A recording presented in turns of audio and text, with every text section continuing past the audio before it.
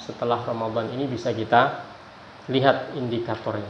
Nah, bisa kita lihat indikatornya. Tapi sebelum itu kita akan mempelajari dan mengkaji makna syukur. Ini makna dan tema sederhana, akan tapi seringkali kita mungkin tidak begitu perhatian terhadap hal ini. Apa arti syukur itu sesungguhnya? Karena di dalam Al-Quran ketika bercerita atau menyampaikan perintah tentang Ramadan, di beberapa ayat setelah kutiba alaikumussyam, kemudian diakhiri dengan la'allakum tattaqun, setelah itu la'allakum tashkurun, syahrul Ramadan alladzi unzila fihi al-Quran, dan seterusnya. Setelah itu ada la'allakum tashkurun.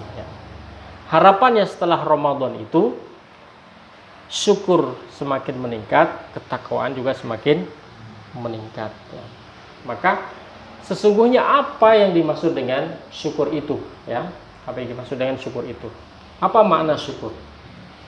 Syukur ini sesungguhnya merupakan ibadah yang sangat agung yang diperintahkan oleh Allah Subhanahu wa taala kepada setiap hambanya. Karena ketika seseorang itu bersyukur, maka dia akan mendapatkan efeknya, pengaruhnya, baik dalam waktu yang cepat atau di masa yang akan datang. Allah akan memberikan ganjaran tersebut dan pahala tersebut.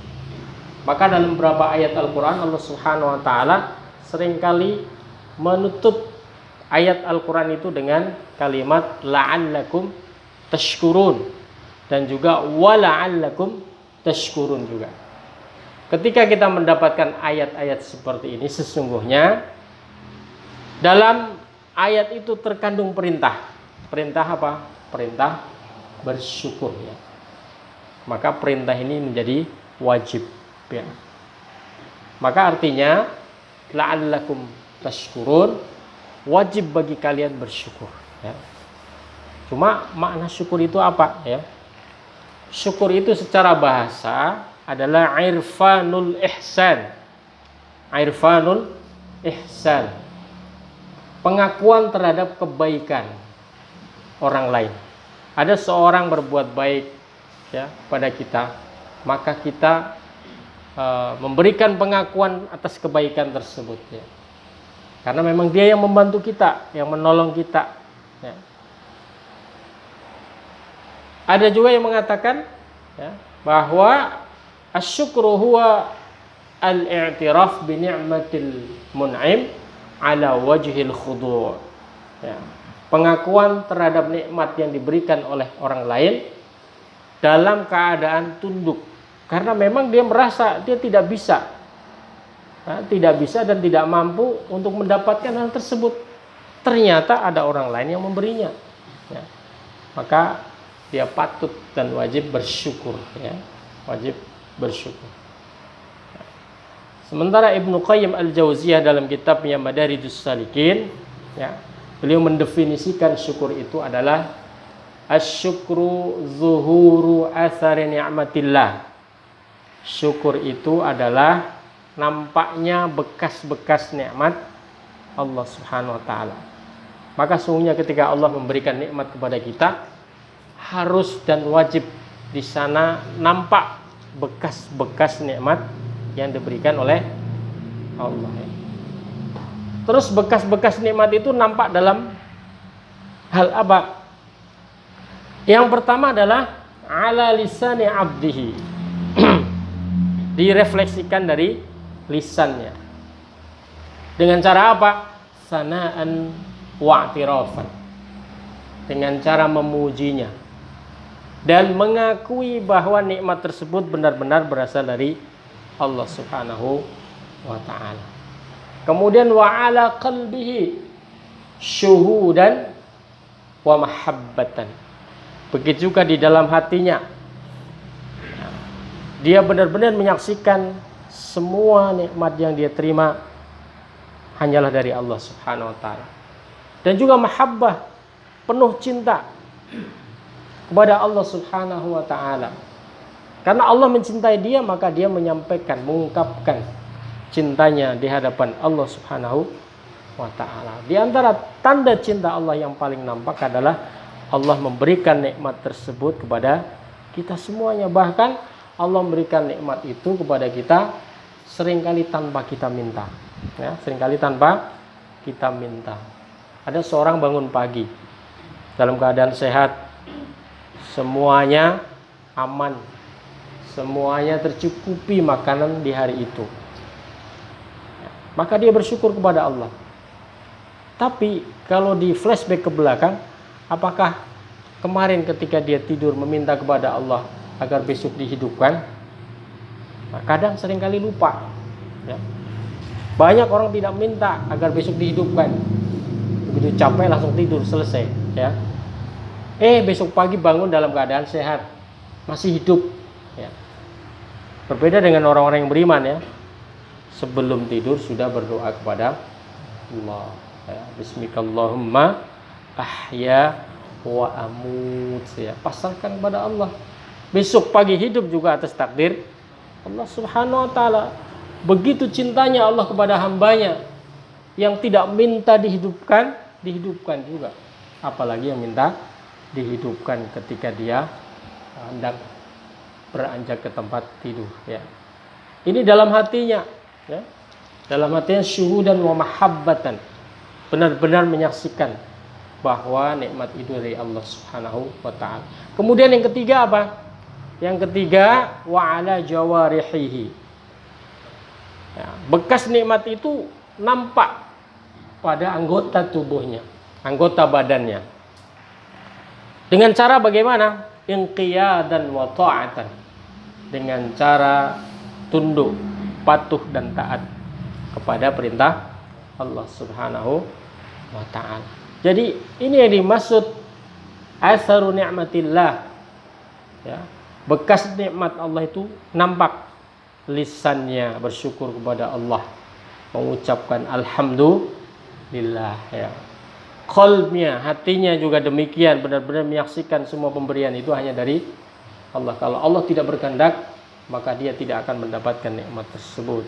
Kemudian jawarihnya, anggota tubuhnya juga demikian. Karena ini semuanya datang dari Allah, maka di antara ya, refleksi syukur yang paling utama adalah taat dan tunduk patuh kepada Allah Subhanahu wa ta'ala. Jamaah sekalian yang dirahmati Allah Subhanahu wa ta'ala, maka syukur itu ada rukunnya. Ada rukunnya. Terus apa rukun syukur itu? Rukun syukur itu adalah yang pertama, al-i'tiraf bin ni'mati biqalbihi. Pengakuan bahwa nikmat itu berasal dari Allah ya. Pengakuan di dalam hatinya, al-i'tiraf bin ni'mah biqalbihi. Nah, pengakuan ini harus senantiasa dihidupkan ya. Di dalam hadis ada satu contoh kisah dari sekian banyak nikmat yang Allah berikan kepada hambanya. Kalau di sini disebutkan hadis yang menceritakan bahwa ketika Allah menurunkan hujan dari langit, ternyata nah, manusia ketika merespon hujan tersebut berbeda-beda ya. Berbeda-beda antara satu dengan lain. Ada yang mengatakan ya, bahwa hujan ini ya, semuanya datang dari Allah, kehendak Allah Subhanahu. Ada yang mengatakan hujan ini dibalik belokkan ya. Hujan ini karena musimnya ya. Karena sudah musimnya hujan ya musim. Karena ramalan geologi ya, geofisika ya, meteorologi dan geofisika bahwa musim itu akan hujan, maka semua diakui dari Allah Subhanahu wa taala. Izin ibu saya baru sakit, saya tinggal. Syafa'allah. Ya. Maka ketika refleksi tersebut ya, manusia berbeda-beda, respon dari Allah juga berbeda. Tergantung siapa yang merefleksikan dengan sepenuh hati, pengakuan bahwa semuanya nikmat itu datang dari Allah Subhanahu wa taala. Maka Rasulullah mengatakan asbaha minan nasi syakirun wa minhum kafirun. Manusia itu terbagi menjadi dua. Ketika turun hujan ada yang termasuk golongan orang-orang yang syukur. Yang kedua, termasuk juga golongan yang kufur ya. Orang yang bersyukur dia akan mengatakan hadhihi rahmatullah. Ketika turun hujan, ini adalah rahmat dari Allah Subhanahu wa taala. Sementara yang lain itu mengatakan laqad sadaqa nu'akada wa kada. Oh, ini benar berarti ramalan si fulan bahwa besok akan hujan. Nah, ini tanda orang kufur pada nikmat Allah ya. Maka rukun pertama adalah pengakuan dengan sepenuh hati bahwa nikmat itu datang dari Allah. Rukun yang kedua apa? At-tahaddus biha was-sana 'alal mun'im. Mengungkapkan dengan lisannya kepada zat yang memberikan nikmat tersebut. Kita ingat di dalam Al-Quran surat Duha ayat 11 Allah Subhanahu wa taala mengingatkan wa amma bi ni'mati rabbika fahaddits, dan adapun terhadap nikmat yang telah Rabb kalian berikan maka ucapkanlah, ceritakanlah ya. Ceritakanlah. Maka cerita yang paling utama kepada Allah ya. Alhamdulillah ya Allah ya, atas nikmat ini. Fahaddits, ceritakan, sampaikan, ungkapkan ya kepada zat yang memberikan nikmat tersebut ya. Bi ni'mati rabbika. Nah, inilah keajaiban Al-Qur'an ya. Apa keajaibannya? Ketika menyebutkan bi ni'mati ya, disambung dengan rabbika. Kenapa tidak bi ni'mati ilahika? Nah, padahal Allah punya nama yang lain. Karena memang yang tepat adalah bi ni'mati rabbika. Rabb itu artinya zat yang maha memelihara, menjaga, mencukupi dan seterusnya ya. Maka pasnya adalah dengan bi ni'mati rabbika. Kita butuh pemeliharaan dari Allah, penjagaan dari Allah, kecukupan yang diberikan oleh Allah Subhanahu wa taala kita untuk kehidupan kita ya. Itulah kenapa bi ni'mati rabbika. Ketika kita datang, ketika kita mendapatkan nikmat dari Allah, maka fahaddits ya.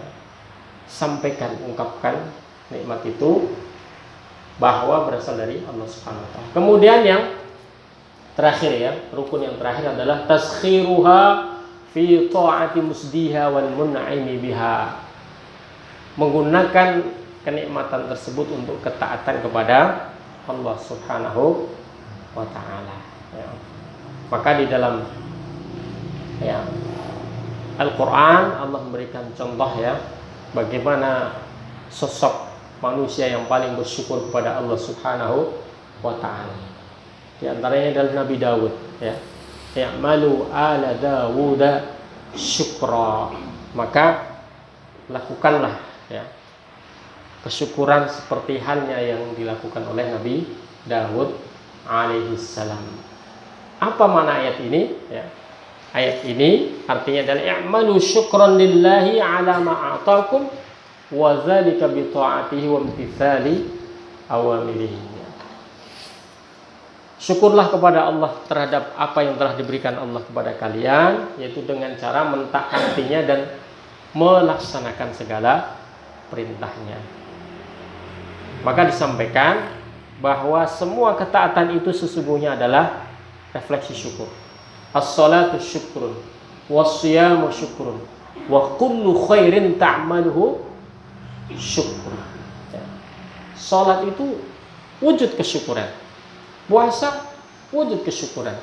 Segala amal kebaikan yang kau lakukan itulah refleksi kesyukuran. Wa afdhalus syukri alhamdulillah. Nah, dan syukur yang paling afdal adalah mengucapkan alhamdulillah. Kenapa alhamdulillah? Kenapa tidak ashkuru?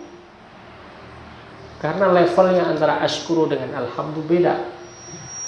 Alhamdu alif lam ini kalau dalam bahasa Arab disebut dengan alif lam lil istighraq, yang cakupannya lebih dalam daripada ashkuru ya.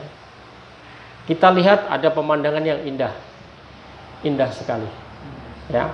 Kita lihat ada orang ganteng sekali, cantik sekali. Tapi itu yang kita lihat.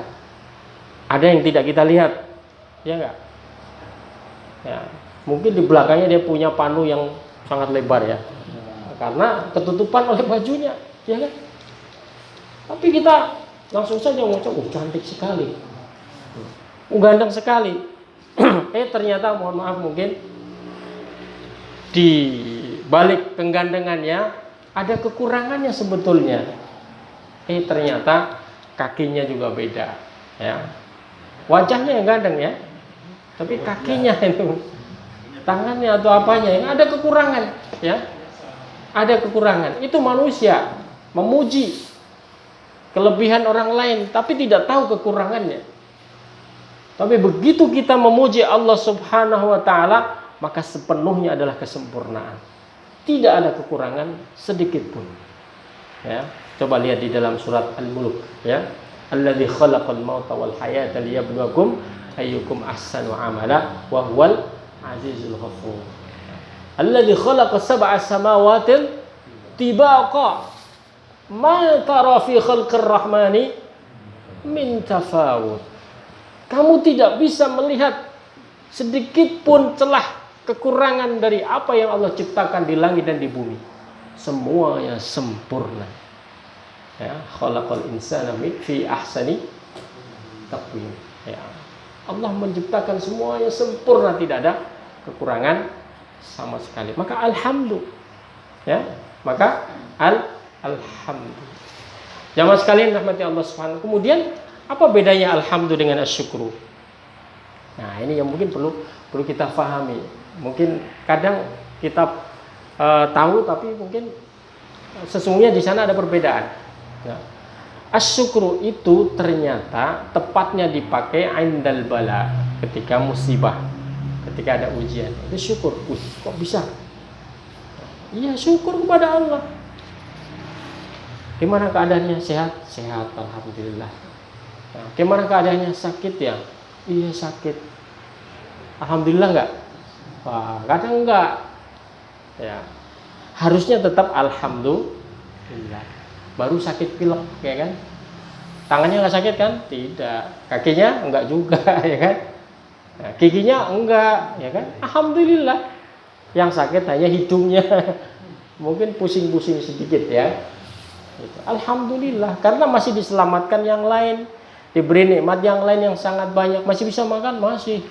Makanya tanduk lagi ya. Alhamdulillah ya. Maka asyukru yakunu indal bala. Syukur itu sesungguhnya tepatnya dipakai ketika bala. Adapun alhamdu itu bisa diucapkan ketika bala, musibah, atau ketika dapat kelapangan, kelonggaran. Maka Rasulullah SAW mengajarkan kepada kita ketika mendapatkan kenikmatan untuk mengucapkan alhamdulillah juga. Tapi redaksinya berbeda. Alhamdulillahilladzi bi ni'matihi tatimmus sholihat, gitu ya. Segala puji bagi Allah Subhanahu wa taala yang dengan nikmatnya semua kebaikan itu disempurnakan oleh Allah. Begitu juga ketika ada musibah, apa ungkapannya yang diajarkan oleh Rasulullah? Alhamdulillahi ala kulli hal. Alhamdulillah, segala puji bagi Allah atas segala keadaan, karena keadaan itu semuanya diciptakan oleh Allah atas kehendak Allah, dikendalikan oleh Allah Subhanahu wa ta'ala. Nah, ini alhamdulillah. Bedanya dengan asyukru, ya. Kemudian asyukru yakunu bil jawarih. Syukur itu seringkali direfleksikan dengan anggota badan, ya. Walhamdu yakunu bil lisan wa bil qalb. Sedangkan alhamdu itu dengan lisan dan dengan hati, ya. Itulah perbedaan antara alhamdu dan asyukru. Kita semuanya diperintahkan untuk bersyukur kepada Allah Subhanahu wa taala, karena sebabnya diantaranya pertama, syukur itu termasuk sifat dari sifat Allah, asy-syukur. Allah Maha mensyukuri segala hal, ya.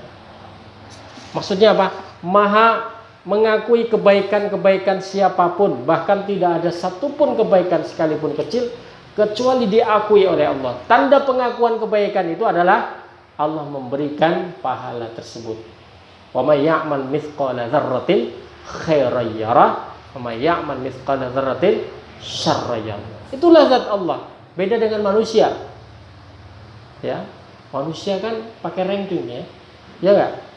Yang dapat hadiah ranking 1, ranking 2, batasi lagi maksimal ranking 3. Juara 1, juara 2, maksimal juara 3. Kalau mau ditambah ada berapa harapan?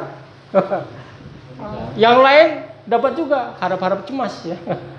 Karena nggak dapat ganjaran ya, balasan.